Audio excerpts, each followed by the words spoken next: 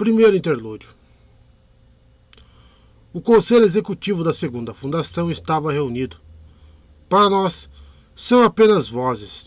Nenhuma cena exata da reunião e nem identidade dos presentes são essenciais neste momento.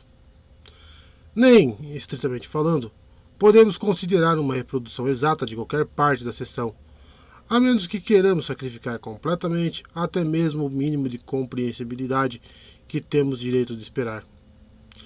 Lidamos aqui com psicólogos, e não meros psicólogos. Digamos, em vez disso, que são cientistas com uma orientação psicológica.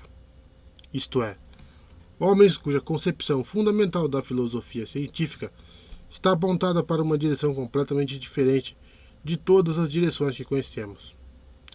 A psicologia dos cientistas treinados nos axiomas deduzidos a partir dos hábitos observacionais da ciência física tem uma vaga relação com a psicologia. O que é o mesmo que explicar a cor para um cego, sendo eu tão cego quanto a audiência. O que estamos dizendo é que as mentes reunidas entendiam perfeitamente o funcionamento uma das outras, não só pela teoria geral, mas por uma aplicação específica, por um longo período, dessas teorias a indivíduos particulares. A fala, como nós a conhecemos, era desnecessária. Um fragmento de sentença equivalia quase a uma redundância prolixa. Um gesto, um resmungo, a curva de uma linha facial, mesmo uma pausa significativa, produziam muita informação.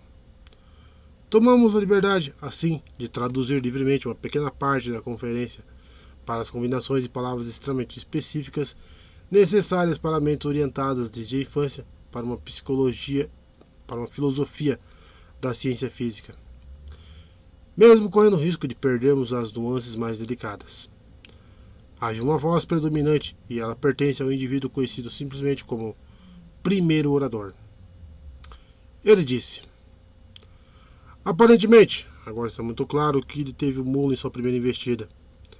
Não posso dizer que haja algum crédito para a forma como organizamos a situação.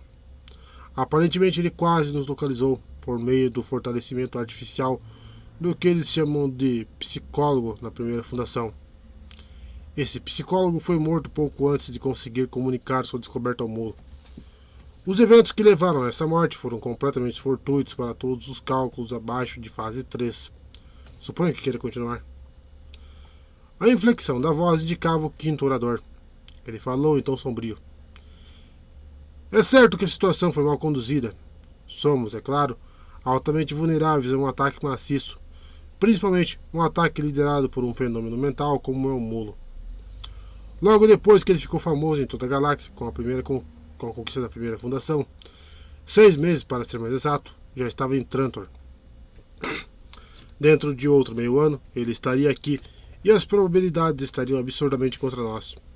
96,3 mais ou menos 0,05% para ser exato. Gastamos tempo considerável analisando as forças que o fizeram parar. Sabemos, é claro, o que o impediu em primeiro lugar. As ramificações internas de sua deformidade física e sua singularidade mental são óbvias para todos nós. No entanto, foi só por meio da entrada na fase 3 que pudemos determinar, depois do fato, a possibilidade de sua ação anômala na presença de outro ser humano que tivesse uma afeição honesta por ele. E como tal ação anômala dependeria da presença desse outro ser humano no momento apropriado, nesse aspecto todo, o caso foi fortuito. Nossos agentes estão certos de que foi uma mulher que matou o psicólogo do mulo. Uma mulher porque o mulo desenvolveu uma confiança sentimental e a quem, portanto, não controlou mentalmente, simplesmente porque ela gostava dele. Desde o evento, e para aqueles que querem os detalhes, um tratamento matemático do assunto foi elaborado na Biblioteca Central, que nos avisou, temos mantido o mulo distante usando métodos não ortodoxos, com os quais arriscaríamos diariamente todo o esquema da história de Sheldon. Isso é tudo. O primeiro orador fez uma pausa breve para permitir que os indivíduos reunidos absorvessem todas as implicações. Afinal, disse: a situação é altamente instável. Com o esquema original de Sheldon torcido a ponto de se romper, e devo enfatizar que éramos muito em toda a questão, em nossa terrível falta de visão, Estamos perante um colapso irreversível do plano. O tempo está correndo. Acho que só há uma solução. E mesmo essa é arriscada. Devemos permitir que o mundo nos encontre, em certo sentido. Outra pausa, na qual ele tomou conhecimento das reações. Repito, em certo sentido.